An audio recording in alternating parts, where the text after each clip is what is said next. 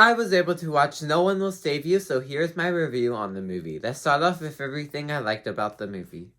And for starters, I feel like this movie did a really good job at building up the tension from the very beginning. The moment this movie starts, you can feel the tension in here. That just stays throughout the entire movie because that's basically all this movie is. All it is focusing on this concept and just starts building that tension from there. It doesn't really break that tension, and the tension just keeps going. And I really like how they just keep that tension and never break it. Another thing that really helps this out is that the characters do not talk. They say like a sentence at the end and that's it. That's the only sentence in this entire movie. The characters do not talk in here.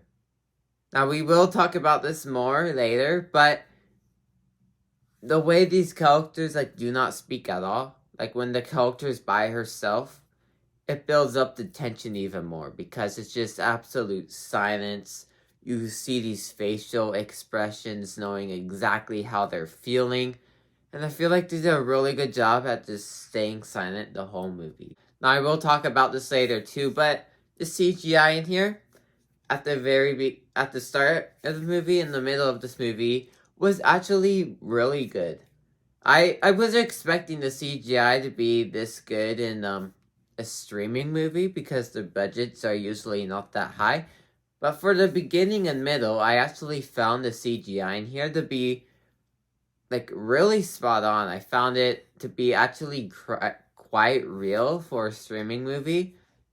Yes, there's no Hollywood budget, even though obviously the Flash wasn't good, but yeah, but the CGI in here, I was surprised of how good it looked for the most part, which leads me into everything I did not like about the movie. And let's talk about the CGI because we're on that note. At the end of this movie, the CGI just starts looking off. There's this one part with the creature, and it looked like a PS3 video game. Like that one scene in The Flash, if you guys have seen it, when the Flash is running, and then as it shows time around him, it has these PS3 Polar Express looking figures. That's what this creature looks like in this movie near the end of it. And it just turned out as weird. It didn't look good at some moment. Now, on the topic of the creature and the CGI of it, they revealed the creature way too early. And if you guys have seen the movie, you will notice I'm saying the creature, just in case you guys have not seen the movie or the trailer yet. I do not want to spoil it, even though the movie gives it away instantly and in the poster, so I don't know why I'm calling it the creature. Yeah, the creature in here, even if you already knew what the creature was, you didn't know what it looked like. And this movie instantly spoiled what the creature looked like. I think it was in the first 10 minutes of the movie. So then throughout the rest of the movie, you already know what this creature looks like. And your mind's not picturing what it looks like because you already saw it. So I feel like that kind of breaks the tension down more because you already know what this creature looks like. Your mind's not picturing it anymore because you saw it already. And I did say I enjoyed how they didn't talk in the movie. Those were only the bits where the character was on screen by herself. Now, everything else follows with, why did she not talk when someone was on screen with her? I see a couple people were on screen with her. This was near the middle of the movie. She didn't say a single word. They didn't say a single word. They just stood and stared at each other in silence. This scene also continues to a bus scene right after. How is nobody saying anything right now? Now, I'm going to compare it to A Quiet Place for a second. The Quiet Place had a reason to be quiet. They had a reason not to talk, and it followed the story. Now, for this movie, there's no reason for them not to talk. It doesn't build up the character or anything. They just don't talk. There's no reason why this character's not talking. There's no reason why no one else around them's talking. It doesn't make any sense. I feel like you could have at least had scenes of dialogue in here and had it silent when the character was by herself. But that's not really what they did, and what they did I'm okay with, but I feel like they could have done something else as well. One last thing I didn't like, along with not talking, this movie needed to be longer.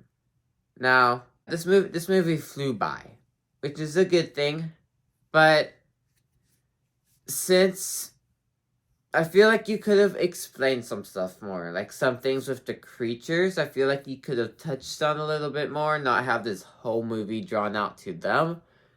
And I feel like you could have explained the main character's backstory a little bit more, and maybe explain on, like, how no one in this movie's talking, and the relationship with, like, everyone else better, instead of what we got. Now, what we got was good, but I feel like you could have touched on it just a little bit more to make it, like, have that satisfying payoff. You could have done those final touches to it and made it really work. But just the way it turned out, I feel like was a little bit chopped up. But all in all, No One Will Save You. It's a streaming movie. Like, I mean, it is good. It is a good streaming movie. But it's not one of those movies that, like, you must watch this movie, drop everything, go watch this movie. It's not that kind of movie. I say if you're bored one night and just want to watch something that you know is good, but not great, and out of 10, I give No One Will Save You a 7 out of 10. Thank you guys for watching. Make sure you guys like and subscribe. Comment down below your thoughts. Follow my letterboxd, Color Man Movie, and I will see you guys all next time. Goodbye.